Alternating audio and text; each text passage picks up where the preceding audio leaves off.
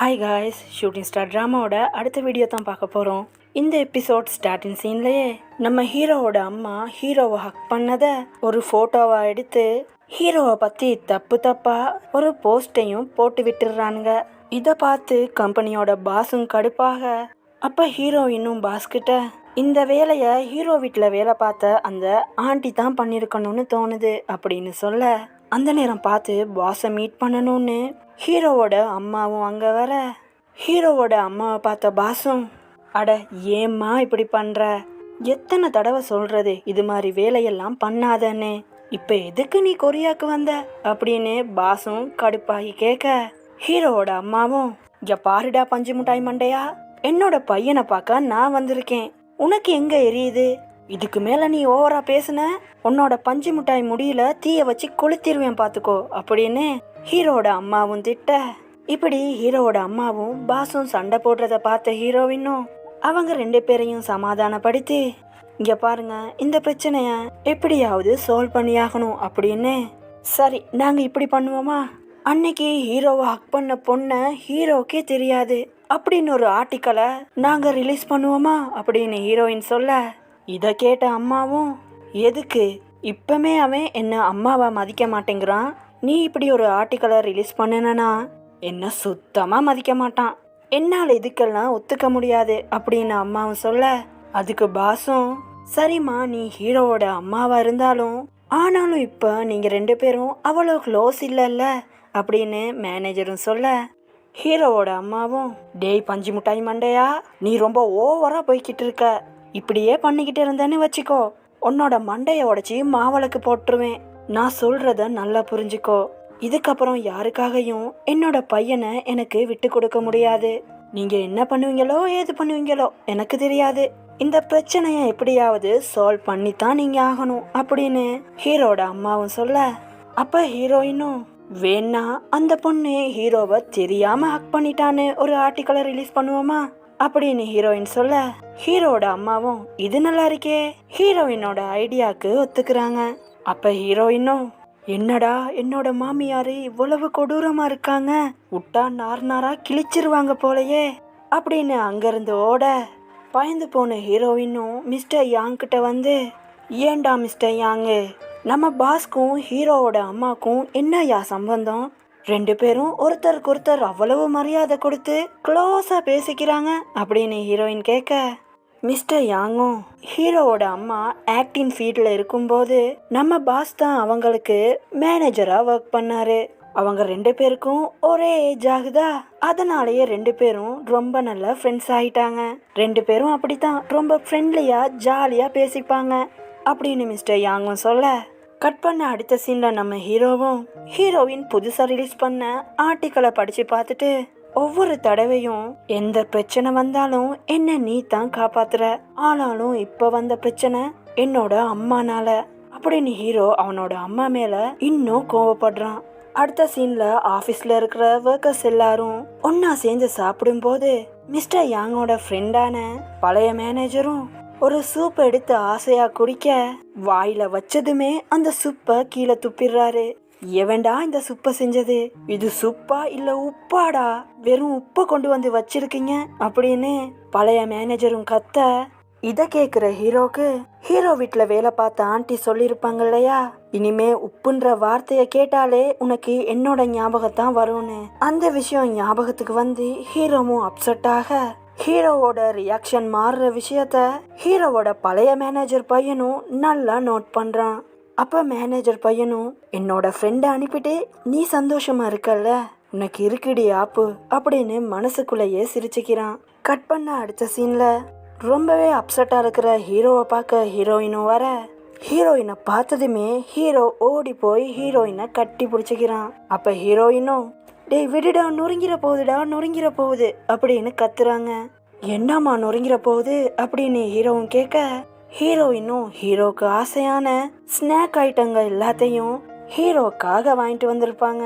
ஹீரோவும், எனக்கு ஸ்நாக் எல்லாம் வேணாமா நீ தான் வேணும் அப்படின்னு ஹீரோயினை ரொமான்ஸா பார்க்க,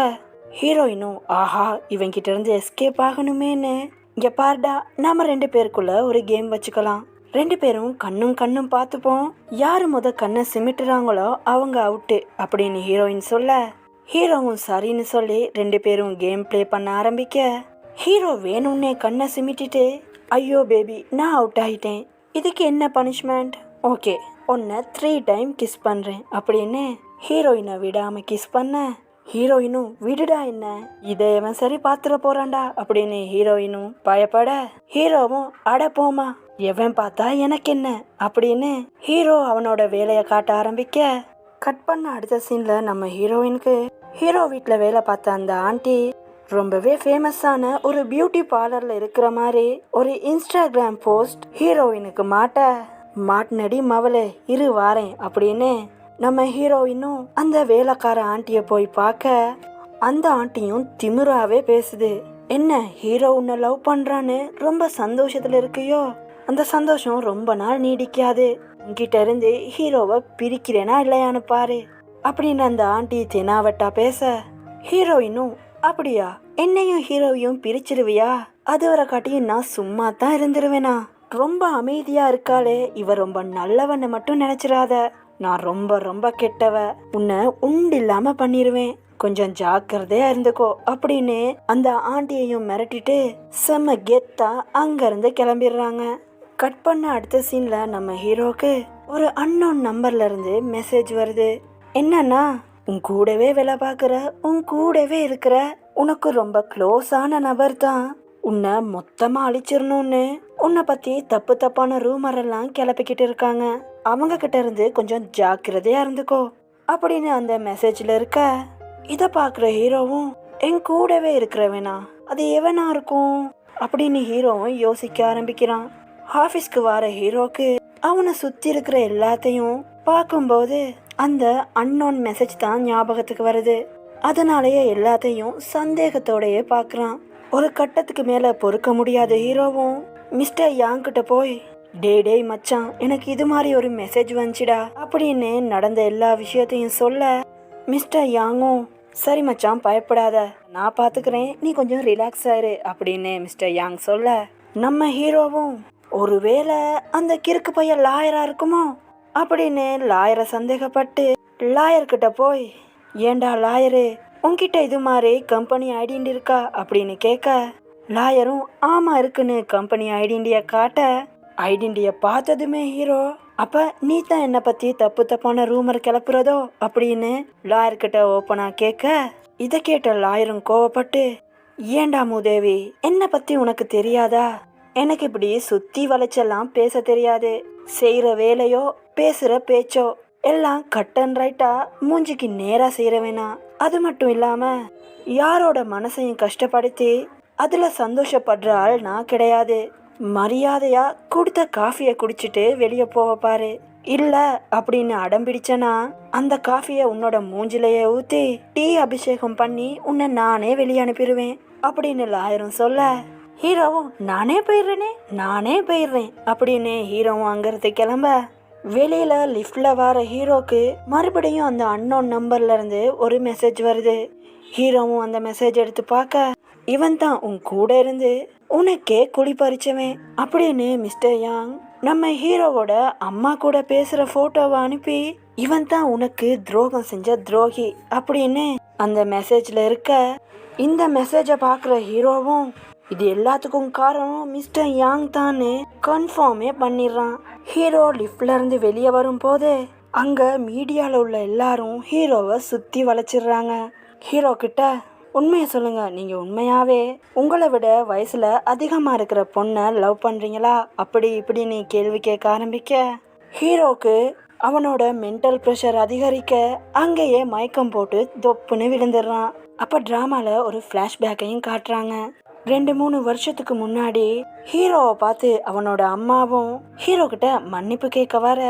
அப்ப ஹீரோவும் மிஸ்டர் யாங்கை பார்த்து இந்த அம்மாவை இங்க இருந்து போக சொல்லு அப்படின்னு சொல்லியிருப்பான். மிஸ்டர் யாங்கும் ஹீரோவோட அம்மா கிட்ட எப்படியோ பேசி அவங்கள அங்கிருந்து அனுப்ப, சோகமா இருக்கிற ஹீரோ கிட்ட மிஸ்டர் யாங் போய் ஹீரோக்கு ஆறுதல் கூற, அப்ப அந்த ஏரியால உள்ள சில ரவுடி பசங்க வந்து நம்ம ஹீரோவை பார்த்து, என்னடா நீ தான் பெரிய ஆக்டர் ஆச்சே, இங்க வந்து சரக்கு அடிச்சுக்கிட்டு இருக்க அப்படின்னு நம்ம ஹீரோ கிட்ட ரோங்கா பேச, அப்போ அந்த பசங்க கிட்ட இருந்து ஹீரோவை மிஸ்டர் யாங் தான் காப்பாத்திருப்பாரு. மிஸ்டர் யாங்க்கும் செம்மையா அடி விழுந்திருக்கும். அப்பையில இருந்து தான் ஹீரோக்கு மிஸ்டர் யாங்க ரொம்பவே பிடிச்சி போயிருக்கும். ஹீரோ மிஸ்டர் யாங்க ஒரு பெஸ்ட் ஃப்ரெண்டாவே நினைச்சிருப்பான். அந்த ஃப்ளாஷ்பேக் அப்படியே கட்டாக அடுத்த பக்கம் ஹீரோவும் மயக்கம் போட்டு விழ